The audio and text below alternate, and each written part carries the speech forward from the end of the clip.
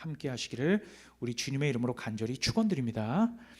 네, 오늘은 마태복음 17장 14절에서 27절까지 말씀을 가지고 아들들을 살리기 위해 아들이 십자가로 가셨다. 아들들을 살리기 위해 아들이 십자가로 가시다 라는 제목으로 은혜를 나누도록 하겠습니다.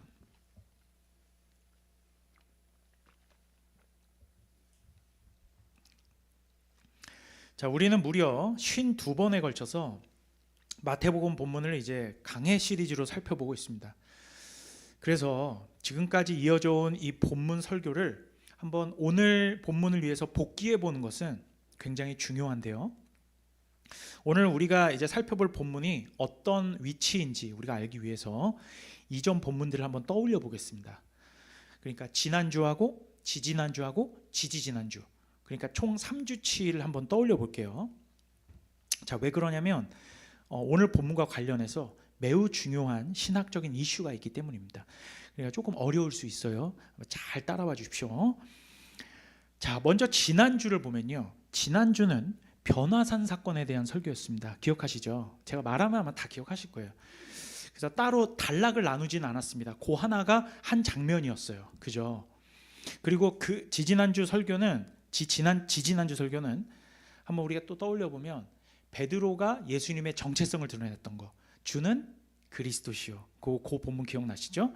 그리고 그게 하나의 단락이었고요. 그 바로 다음에 예수님이 베드로가 실언을 해요. 그죠? 기억나시죠? 내가 이제 십자가에 못 박혀 죽을 거다, 그리고 부활할 거다고 했더니 예수님 그래서는 안 됩니다 그랬다가 사탄아 내 뒤로 물러나라. 그죠? 그러면서 제자도까지 말씀하셨던, 그렇게 두 단락으로 이루어져 있었습니다. 지난주는 변화산, 지지난주는 예수님의 정체성에 대한 거. 그렇게 되면 이제 세 개의 단락이 되는 거죠. 이해가 되시죠? 네. 총 그렇게 하나의 단락과 지지난주 두 개의 단락으로 세 개의 단락이 형성이 되는 겁니다. 그러면 지지지난주, 그죠? 지지지난주 설교는 뭐였죠? 지지지난주, 즉 3주 전 설교는 이 핵심 키워드가 곧바로 기억나실 겁니다. 핵심 키워드 뭐냐면 칠병이어의 기적 사건이었으니까 핵심 키워드 한 글자, 혹시 기억나세요? 떡이었습니다. 그죠? 떡. 그때도 세 개 단락으로 나누어서 첫 번째 단락은 칠병이어의 기적, 그리고 그 다음에 요나의 표적 외에는 다른 게 없느니라, 다른 표적이 없다. 그리고 그 다음은 바리새인과 서기관의 누룩, 기억나실 거예요. 그죠? 그렇게가 세 단락이었죠. 그죠? 자, 바로 이렇게 떡을 중심으로 한 이 세 단락이 하나의 샌드위치 구조를 이루어서 그 가운데 단락이 가장 핵심 메시지를 이루는 그러한 샌드위치 구조, 혹은 전문 용어로는 인클루지오, 혹은 수미 상관 기법, 이러한 문학 장치가 쓰였다고 말씀을 드렸었습니다. 그런데 지지난주 본문에서 가장 가운데 있었던 게 요나의 표적이잖아요. 요나의 표적은 뭘 상징하는 거였습니까? 물고기 뱃속에 들어갔다 나온 거니까, 죽었다가 살아난 거잖아요. 예수님의 십자가와 부활이었던 거예요. 그죠? 자, 그러면은 지난주와 지지난주 우리가 봤고, 지지난주도 세 단락으로 살펴봤죠? 오늘 본문을 볼게요. 오늘 본문도 보면 17장 14절에서 27절까지인데요. 성경을 이제 쓱 보면 아시겠지만 우리 개역 성경은 그렇게 단락별로 제목을 붙여서 딱딱 나눠놔요. 그러면 오늘 본문도 세 단락으로 나눠져 있는 걸 확인하실 수 있을 거예요. 그죠? 14절에서 21절이 첫 번째 단락, 맞죠? 그리고 22절과 23절이 두 번째, 그리고 24절에서 27절까지가 세 번째 단락입니다. 그래서 첫 번째 단락은 대충 그냥 우리가 아까 한번 제가 읽었지만 예수님께서 간질 환자, 그러니까 귀신 들린 남자아이입니다. 아들, 귀신 들린 아들을 고치시는 단락이고요. 두 번째 단락은 역시 예수님께서 인자가 죽었다가 살아나리라 말씀하시죠. 십자가와 부활이에요. 그 두 번째, 세 번째 단락은 이제 성전세를 내시는 본문이거든요. 성전세와 그러니까 반세겔이 뭐냐면 그 당시에 이제 냈던 성전세를 말하는 거예요. 근데 특히 26절이 중요하거든요. 26절 한번 봅시다. 함께 읽겠습니다. 17장 26절 시작. 베드로가 이르되 타인에게니이다. 예수께서 이르시되 그렇다면 아들들은 세를 면하리라. 이 단락에서 중요한 건 아들들은 생전 세를 면한다는 거예요. 자, 그러면 우리가 이걸 세 단락으로 봤을 때 첫 번째 단락에서 누가 귀신에 들렸습니까? 아들이었죠. 두 번째 단락에서는 예수님의 십자가와 부활인데 특히 안 나왔던 단어가 나와요. 누가 십자가에 달린다고 말합니까? 인자예요. 인자. 인자가 뭡니까? 아들이잖아요. 그죠? 그리고 지금 세 번째 단락, 누가 성전세를 면합니까? 아들이 면하는 거예요. 오늘 단락의 핵심 키워드는 뭘까요? 아들입니다. 아들이에요. 그죠? 자, 이제 종합적으로 PPT를 한번 띄워서 한번 보여주시죠. 제가 지금까지 말한 걸 이제 한눈에 보시게끔 제가 만든 거예요. 조금 복잡한데 천천히 한번 보세요. 네. 1번과 3번. 예, 3번 채널 하시면은 그거 띄워 주셔야 되는데. 네. 백성한 사람 한번 도와주세요. 이거는 그냥 넘어갈 수가 없어요. 이거 봐야 돼요. 애써서 만든 거기 때문에. 안답니까? 예.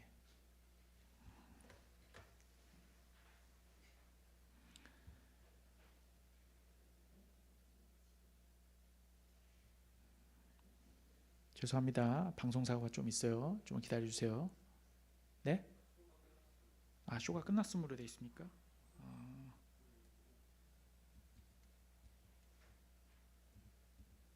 아유, 예, 죄송합니다. 예, 됐네요. 예. 자, 여기서 보시면 PPT를 보시면 이제 오늘 본문을 포함해서 우리가 4주에 걸쳐서 살펴본, 오늘까지 4주에 걸쳐서 살펴본, 처음에는 이제 15장 32절 보이시죠? 처음이에요. 그때부터 오늘 17장 27절까지의 이 커다란 하나의 단락은 이렇게 구조상 333으로 되어 있어요. 333 구조, 수미상관 샌드위치 기법으로 설명할 수가 있는 겁니다. 그러면서 핵심 키워드 또한 딱딱딱 나눠져 있어요.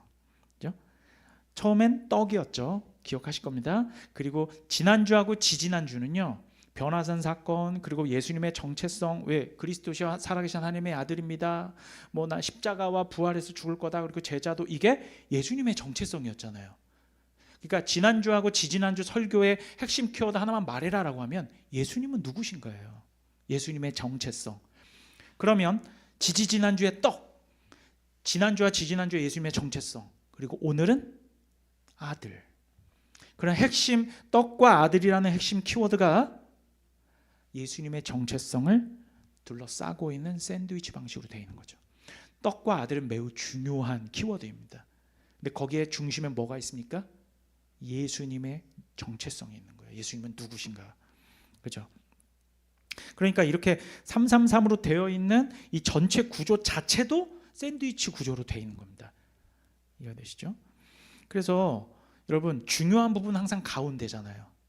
여러분, 이 공통적으로 가운데, 그죠? 제가 세 단락씩 나누은 가운데에는 어떤 이슈가 있던 거예요? 이 작은 단락들에 예수, 십자가와 부활이 있는 거예요.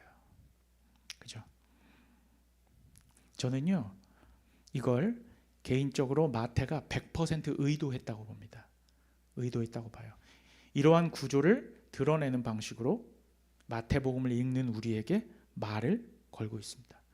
떡도 중요하고 아들도 중요하다. 하지만 정말 중요한 건 십자가와 부활이며 예수님의 정체성은 바로 십자가와 부활로 증명된다라는 것을 암시하고 있는 겁니다.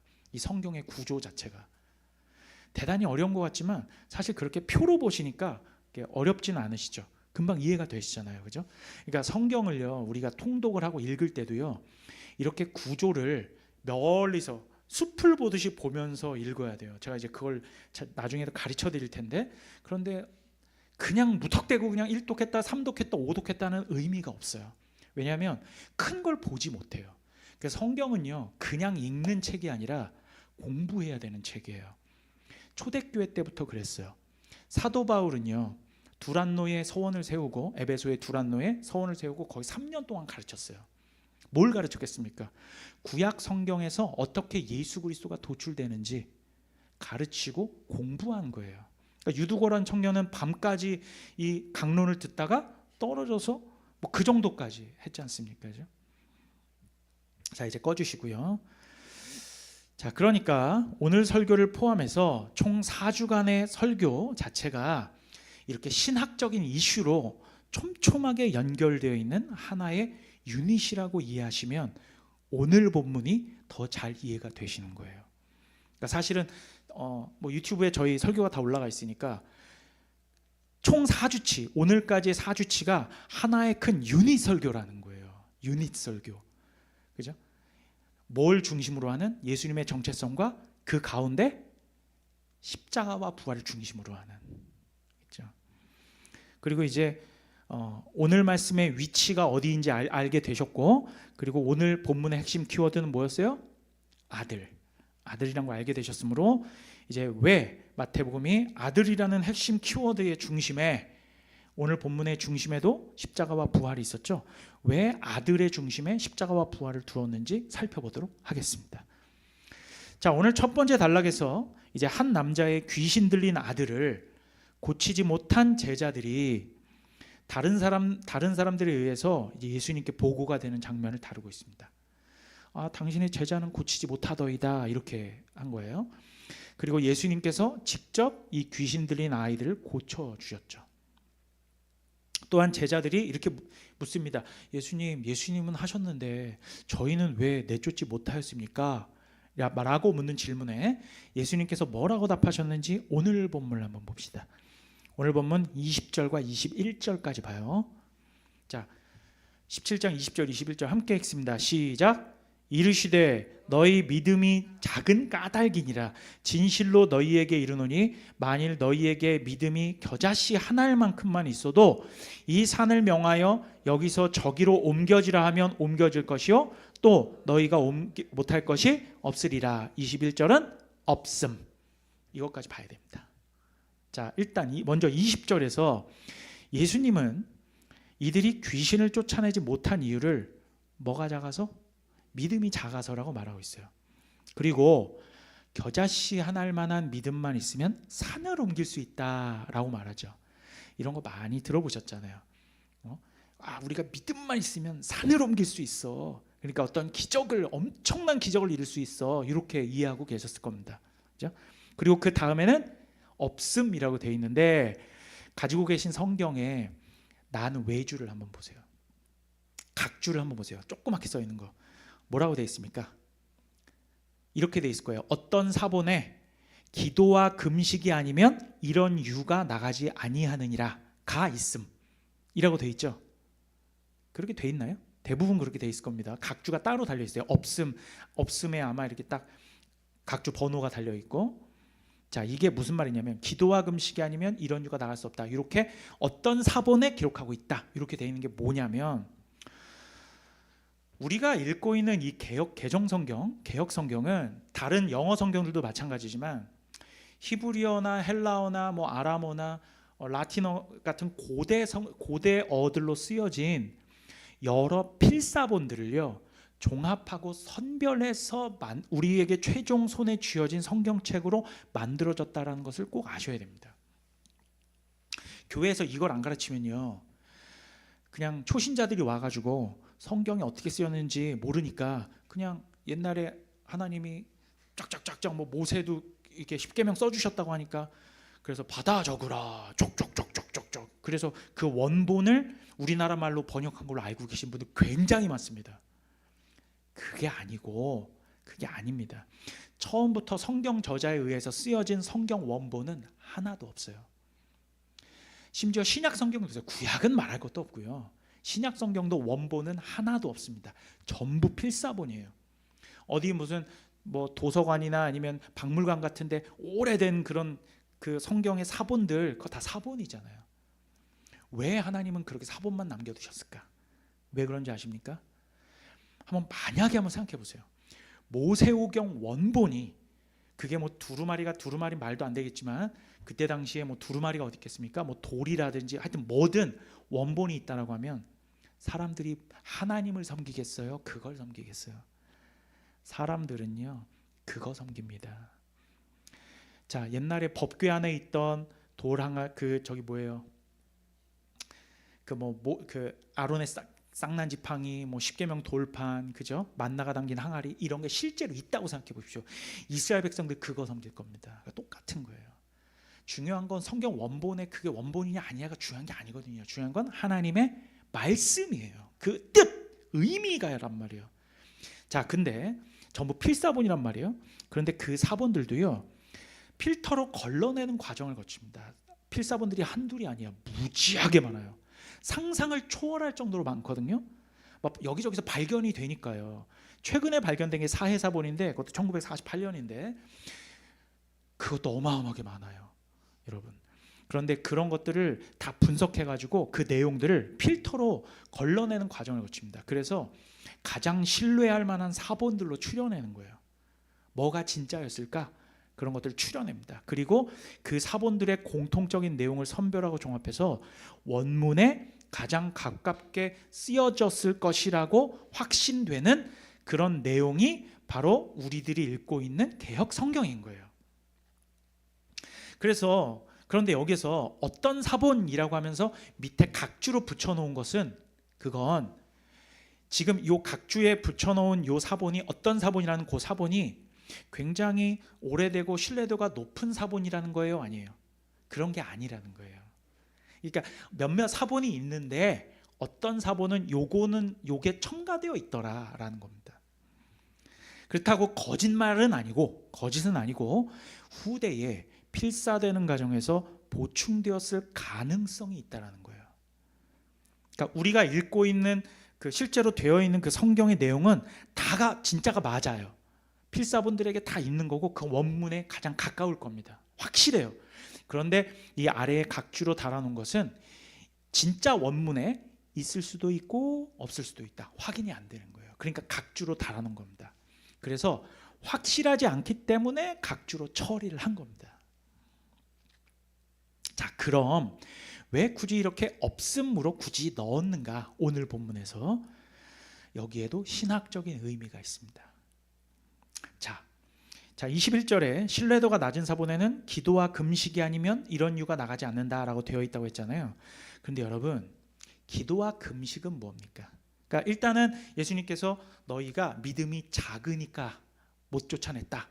그러면서 어떤 사본에는 기도와 금식이 아니면 이런 이유가 나가지 못한다 라고 하셨으니, 그러면 이들이 그 믿음이 작다라는 건 요 사본에 있는 요 쪼가리를 넣었을 땐 어떤 의미가 됩니까?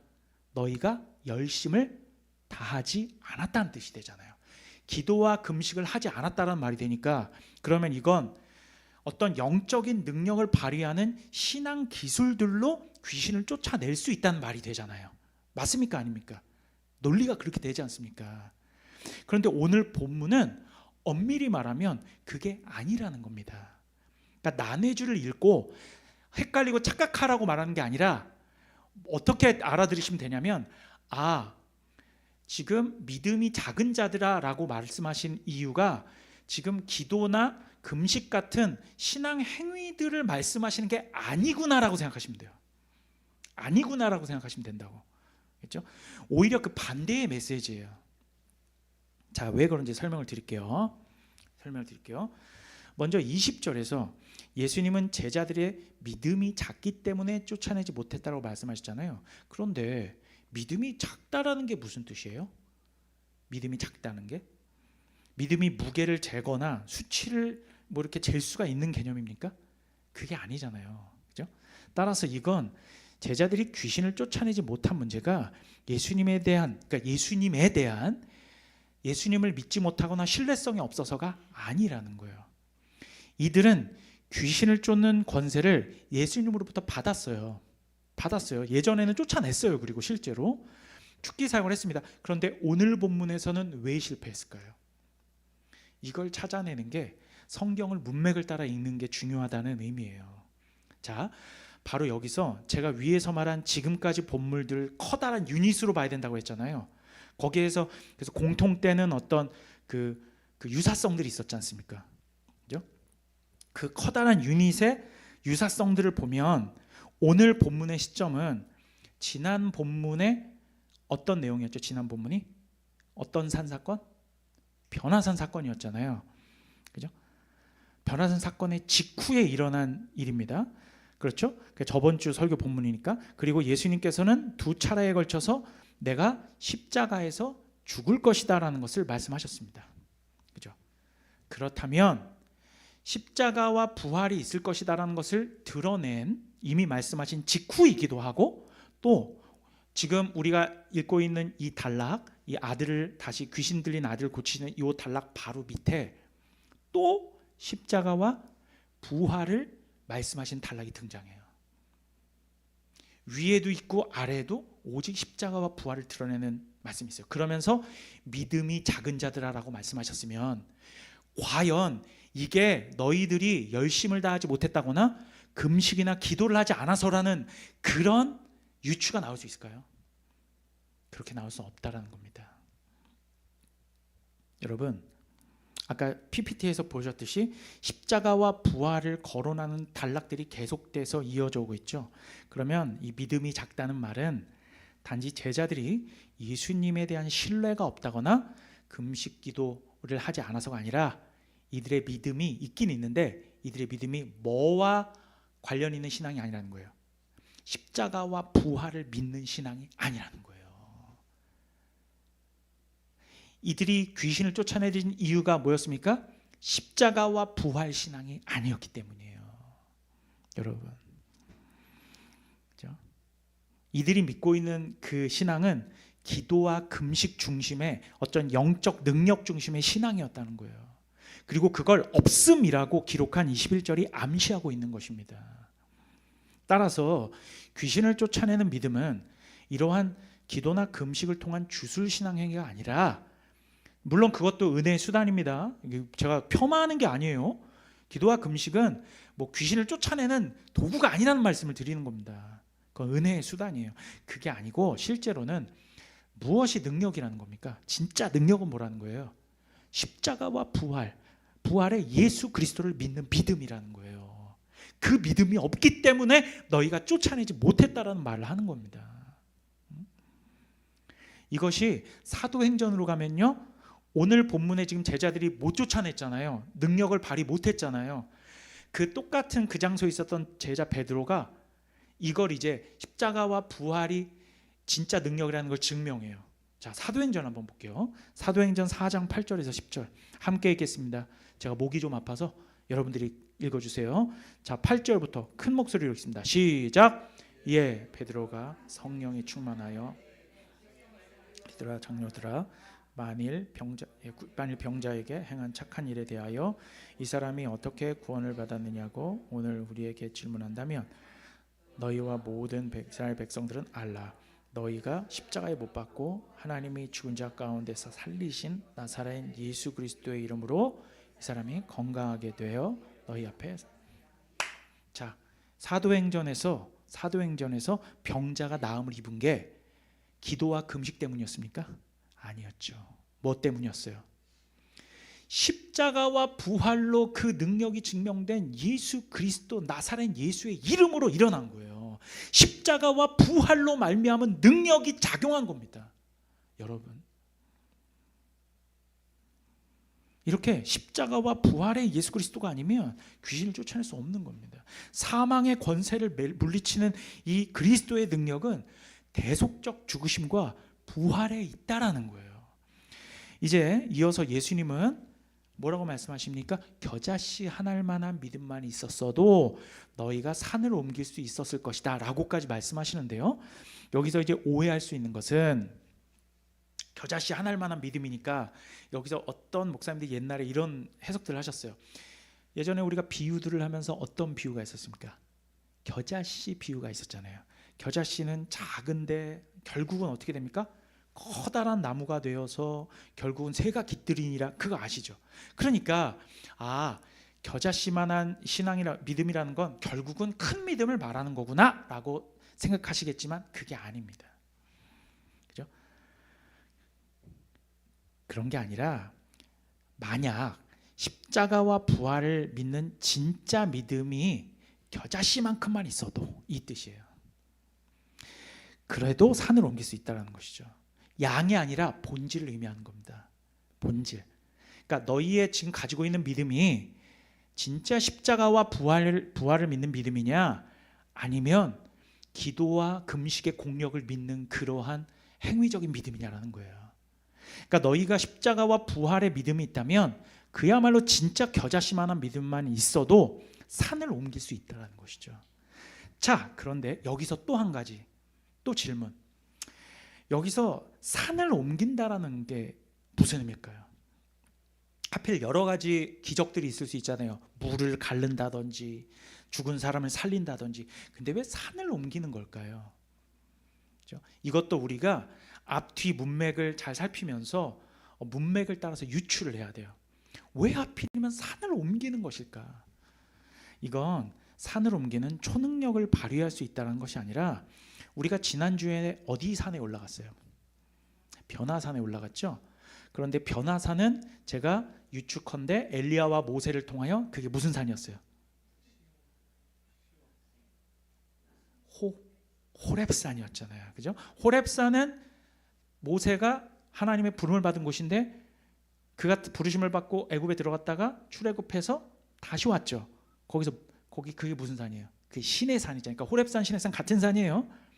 그 산에서 뭘 받았습니까? 십계명이 뭐예요? 결국 율법을 받았잖아요. 율법을 받았잖아요. 결국 여기서의 산은 율법의 산을 의미하는 겁니다. 율법이에요, 율법. 그렇죠?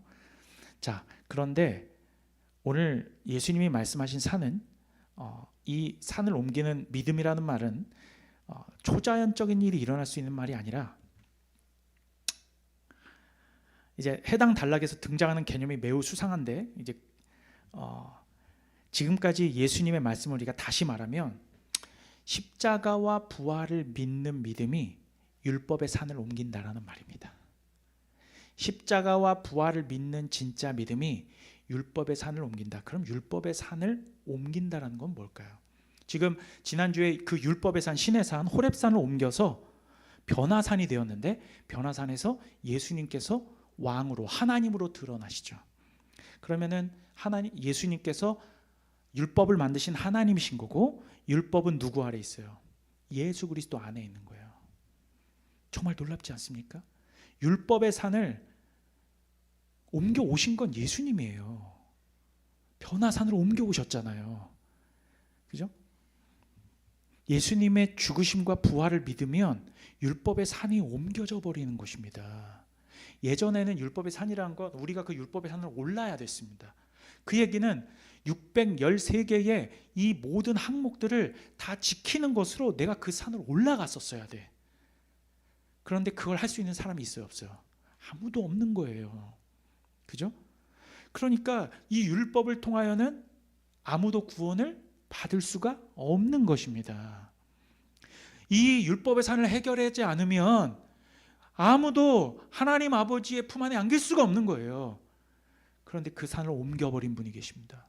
그게 예수 그리스도인 거예요.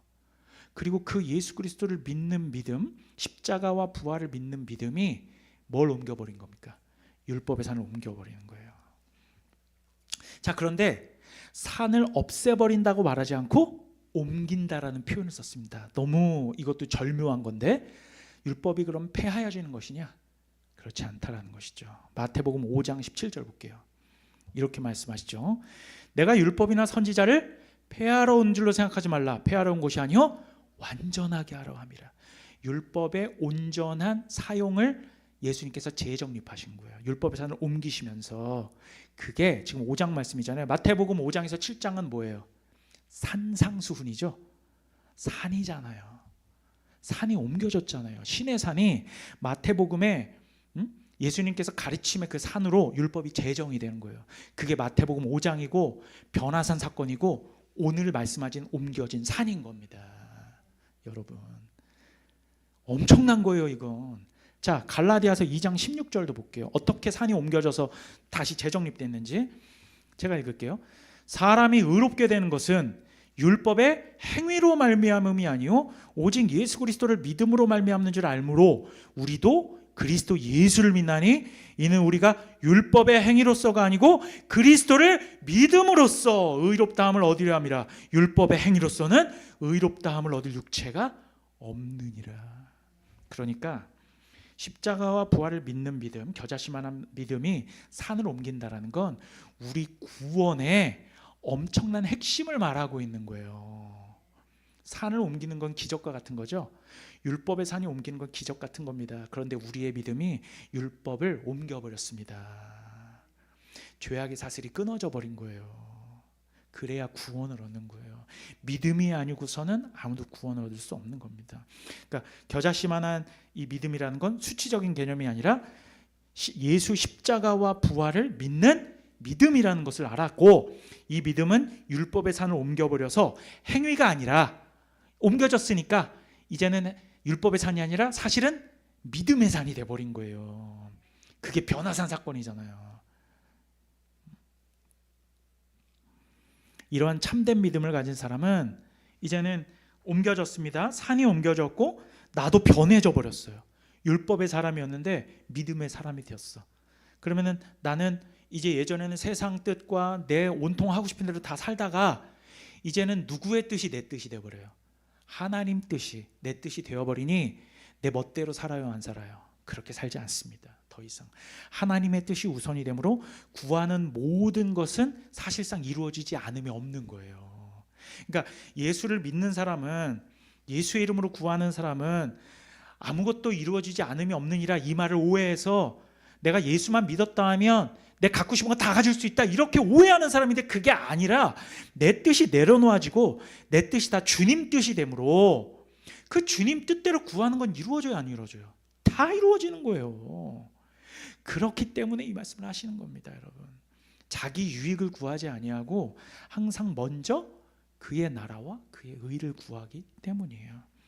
자, 이렇게 첫 번째 단락에서 귀신 들린 아들이 살아날 수 있었던 것은 금식과 기도의 공력이 아니라 예수 십자가 능력 때문이었어요. 아이러니하게도 오늘 자 아들들을 살리기 위해서 인자가 죽으셔야 하는 겁니다. 그죠? 그러니까 오늘 귀신 들린 아들을 고치셨잖아요. 그 능력이 십자가와 부활의 능력이었잖아. 그러니까 예수님이 십자가로 가시지 않으면 이런 류의 능력이 나올 수가 없는 거예요. 이거는요, 오늘 살아가는 우리도 똑같습니다. 여러분 삶 가운데 십자가 빼면 아무 일도 일어나지 않아요. 근데 어떻게 십자가를 무시해요? 교회에서 십자가 얘기 좀 그만했으면 좋겠다고. 그럼 기독교를 믿을 필요가 없어요. 십자가는 그 고난만 맨날 바라보라 그러냐고. 우리도 행복도 좀 누리고, 우리도 좀 웰빙 좀 하고, 우리 교회도 좀 좋은 일도 좀 생기고, 좀 그런 거 하면 안 되냐고. 예, 그런 거 하면 안 됩니다. 망해요. 다 죽어요. 십자가만 붙들어야 돼요. 우리 교회는 그것만 붙들 겁니다. 여러분 꼭 기억하십시오. 왜? 성경이 말하고 있잖아요. 성경을 드립하고 아무리 연구를 해도 저는 십자가와 부활밖에 나오지 않아요. 벌써 이 유닛 4번의 설교에서 중심이 십자가와 부활인데 더 이상 어떻게 설명을 합니까, 여러분? 자, 여기까지가 첫 번째 단락이었고요. 오늘 설교가 좀 길어집니다. 이해를 좀 해주십시오.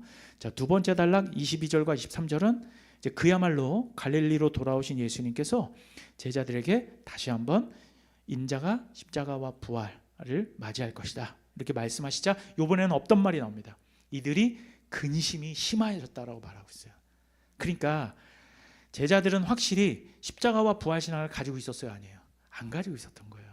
왜 근심을 왜 합니까? 예수 십자가 부활 안타깝지만 주님 맞습니다. 주님이 죽으셔야 돼요. 이렇게 나와야 돼요. 그렇죠? 그래서 귀신을 내쫓지 못한 것입니다. 자, 이제 세 번째 단락으로 하겠습니다. 마지막 세 번째 단락. 예수님과 제자들은 이제 갈릴리 가버나움에 이르게 되었습니다. 그곳에서 성전세를 걷는 자들 만나게 되는데, 이제 성전세 반세겔이라는 건 1년에 한 번씩 모든 유대인들이 다 내야 됐어요. 반세겔씩. 아마 성인은 다 내야 되는 걸 저는 알고 있어요. 반세겔이 얼마 정도냐면 노동자의 2일 품삯입니다. 그러니까 오늘날 우리의 품삯으로 대략 한 10만 원에서 15만 원 정도 치면 한 2, 30만 원인 거죠. 1년에 한 2, 30만 원 성전세를 모든 유대인들이 다 내야 됐던 겁니다. 크면 크고 작으면 작은 금액일 수 있는 거예요. 성전 걷는 자들이 제자들에게 묻습니다. 예수님은 당신의 선생은 왜 성전세를 걷지 않습니까? 그랬더니 내실 겁니다. 이렇게 대답을 했죠. 그리고 이제 집에 들어가니까 예수님께서 다 알고 계셨어요. 시몬아, 베드로야, 너는 어떻게 생각하니? 이렇게 말씀하시는 거죠. 자, 우리 마지막 본문 다시 한번 읽어볼게요. 마태복음 17장 25절에서 27절 함께 읽겠습니다. 25절 27절 시작. 이르되 내신다 하고 집에 들어가니 예수께서 먼저 이르시되 시몬아 네 생각은 어떠하냐? 세상 임금들이 누구에게 관세와 국세를 받느냐? 자기 아들에게냐 타인에게냐? 베드로가 이르되 타인에게니이다. 예수께서 이르시되 그렇다면 아들들은 세를 면하리라. 그러나 우리가 그들이 실족하지 않게 하기 위하여 네가 바다에 가서 낚시를 던져 먼저 오르는 고기를 가져 입을 열면 돈 한 세겔을 얻을 것이니 가져다가 나와 너를 위하여 주라 하시니라. 자, 이 말씀은 어떤 뜻이냐면 예수님께서 너희들이 어떤 나라의 아들들인지를 분명하게 구분하시는 말씀입니다. 그러니까 내가 대한민국 국민인데, 그죠? 내가 프랑스에 가서 프랑스 세금을 내진 않잖아요. 무슨 말인지 아시죠? 나는 대한민국 세금을 내는 사람이에요. 각종 소득세, 이것저것 다 내지 않습니까? 각종 세금들, 자동차 사면 자동차세, 그죠? 사업하시면은 맨날 부가세 신고하셔야 되고 그렇지 않습니까? 자, 예수님은 이제 당장은 성전세를 걷는 일과 이제 마찰이 일어나지 않고 충돌하지 않도록 내시는 건데 본질적으로는 낼 의무가 없다라는 말씀을 하시는 거예요. 본질적으로는. 왜냐하면 영적인 국가의 소속이 다르기 때문이에요. 그러니까 외국인들이 무는 관세와 같은 그런 세금을 국내인들이 물지 않는 것과 같이 하나님 나라의 아들들은 사탄의 나라의 과징금에서 면제가 된다는 말이에요. 자, 과거에 우리가 예수 믿기 전에는요, 우리는 하나님 나라의 입장에서는 우리는 내국인이에요, 외국인이에요? 우리는 외국인이었어요. 그죠? 하지만 독생자께서 아들들을 살리기 위해서 십자가로 나아가심으로 외국인이었던 우리가 하나님 나라의 아들들로 편입이 되었고 더 이상 외국인 취급을 받지 않게 되었습니다. 우리는 천국 백성들이에요. 그러니까 국내인이 된 거예요. 따라서 세 번째 단락은 예수님의 구속 사역으로 신분이 바뀌었다면 너의 납세의 의무가 어디 있느냐라고 하는 하나님 나라 아들들의 정체성에 대해서 말씀하시는 것입니다. 너희 나라 소속이 어디냐? 너 어디에 세금 내냐? 아들들은 세금을 면제받으리라 라고 말하는 것이죠. 자, 아까 첫 번째 단락에서 귀신 들린 아들이 나음을 입은 것이 누구의 능력이었습니까? 예수 십자가의 능력이죠. 자, 오늘 지금 요 단락에서 아들들의 신분이 바뀌어서 세금이 면제된 것은 이것 또한 누구의 능력입니까? 십자가와 부활의 능력이에요. 왜냐하면 우리가 죄와 사망의 권세에서 사탄의 나라에 있을 때에는 이 나라의 이제 백성 취급을 받지만 예수님이 십자가와 부활로, 그죠? 그 능력으로 우리를 옮겨버리셨잖아요. 그죠? 예수 십자가와 부활이 아니면 우리는 사탄의 나라의 세금을 냈어야 된다는 얘기입니다. 따라서 이제 결론입니다. 온통 우리의 신앙과 삶을 소생케 하고 지속시키고 변화시키는 이 능력 또한 십자가와 부활의 능력밖에 없다라는 거예요.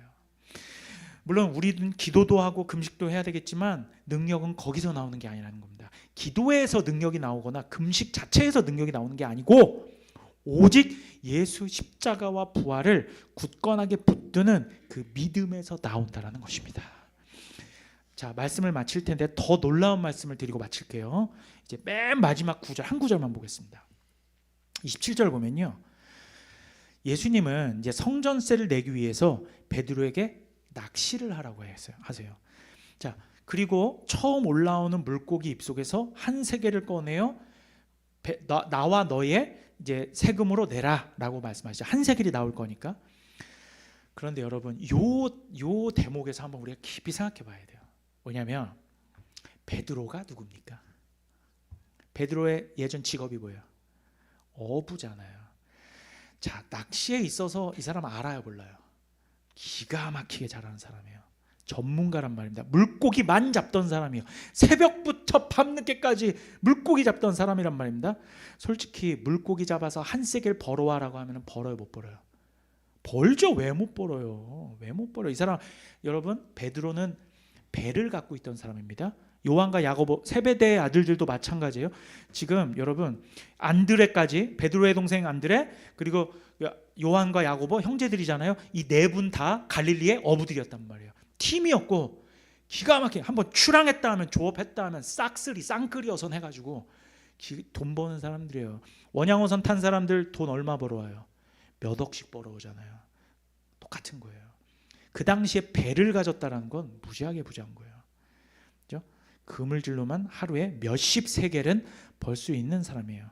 그렇게 물고기 전문가인 베드로에게 예수님은 더도 말고 덜도 말고 정확히 너와 내가 성전세를 낼 수 있을 만한 물고기를 딱 잡아서 그것도 그 입속에서 한 세겔을 꺼내어 내라라고 말씀하십니다. 지금 이 말씀이 되게 중요해요. 왜냐하면 실제 우리 삶의 태도에 대한 가이드라인을 제시하는 것이기 때문입니다. 무슨 말이냐면, 내가 아무리 전문가고 아무리 잘하고 내 전공 분야라 할지라도 너의 전문성에 대한 그 주권마저 어디에 있는 거예요? 하나님께 있는 거예요. 안다고 깝죽대지 말라는 거예요. 내가 알면 뭘 얼만큼 알아요. 나중에 요한복음에 가면 있잖아요. 예수님께서 부활 이후에 다시 생업으로 돌아간 베드로와 제자들에게 걔네들이 못 잡는 거야, 고기를. 막 밤새 내내 새벽까지 잡았는데 못 잡았는데 예수님께서 그쪽 말고 저쪽에 던져. 그랬더니 그물이 찢어지게 잡게 됩니다. 누가 전문가입니까? 여러분, 우리의 삶에서도 마찬가지입니다. 여러분들 각자 전공이 있고 잘하는 것들이 있어요. 컴퓨터 잘하는 사람들 우리 교회는 꽤 많습니다. 전공자들도 있고. 여러분보다 주님이 그걸 모르시겠어요? 여러분, 그걸 주님이 모르시겠어요? 주님 앞에서 겸손해야 된다는 얘기예요. 그리고 내가 그걸 통해서 얼마를 버는지까지도 다 하나님의 주권 아래에 있는 거예요. 그걸 내려놓으라는 겁니다. 다 예수님께 달려 있는 거예요. 잘난 척 다 내려놓고 너는 나의 주권에 순복하겠느냐? 라고 묻고 있는 겁니다. 지금 이 본문에서 너가 지금 이것저것, 너가 지금 전문가라고 아니면 교수라고 아니면 이거라고 저거라고 사회에서 내가 지금 요 분야에서는 잘한다라고 이렇게 의시되는데, 그것마저 나의 앞에 내려놓고 순복하겠느냐라는 것을 물어보는 거예요. 전문가인 베드로한테 야, 낚시 풀어가지고 찌 요걸로 하고 그 릴 요걸로 써가지고 이렇게 한 마리 나오거든. 그럼 거기서 한 세겔 빼와. 이건 굉장히 자존심 상하는 거예요. 그렇지 않겠어요? 알아서 해와야지. 물고기 좀 잡아와가지고 그거 팔아가지고 그 몇십 세겔 좀 갖고 와. 이렇게 말해도 되잖아요. 근데 그렇게 하시지 않으셨습니다. 여러분, 너 맘대로 벌고 돈 많이 벌어서 너 하고 싶은 거 다 하고 실컷 먹고 쓰고 즐기고 자아 실현하고 그렇게 살려면 그렇게 하렴. 다만 세금을 면치는 못할 거야. 이 얘기를 하고 있는 거예요. 아들들은 세금을 면하리라고 했죠. 그런데 예수님께서 주신 삶의 가이드라인을 벗어나서 내가 내 멋대로 살래, 내 방식대로 내가 쓰고 싶은 거 충분히 쓰고 이렇게 살아갈래라고 내 길을 내가 만들어서 가겠다는 사람은 예수님의 바운더리 안에 있는 거예요, 아니에요? 예수님 바운더리를 벗어나겠다라는 거예요. 그러면 세를 면치 못하는 겁니다. 그렇죠? 우리에게 모조리 그 세금이 부과될 거예요. 다시 한번 상기합시다. 죄의 삭은 사망입니다. 그 세금이 면제됐었는데 그걸 내가 굳이 내 멋대로 살겠다 하고 다시 사망의 길로 내가 가겠다라고 하면 죄의 삭은 사망밖에 없는 거예요. 예수 바운더리를 떠나 내 멋대로 살면 더 이상 예수님 통치를 받지 않겠다라는 건데, 그 나라 사람이 아닌데 어떻게 면세를 받을 수가 있겠습니까?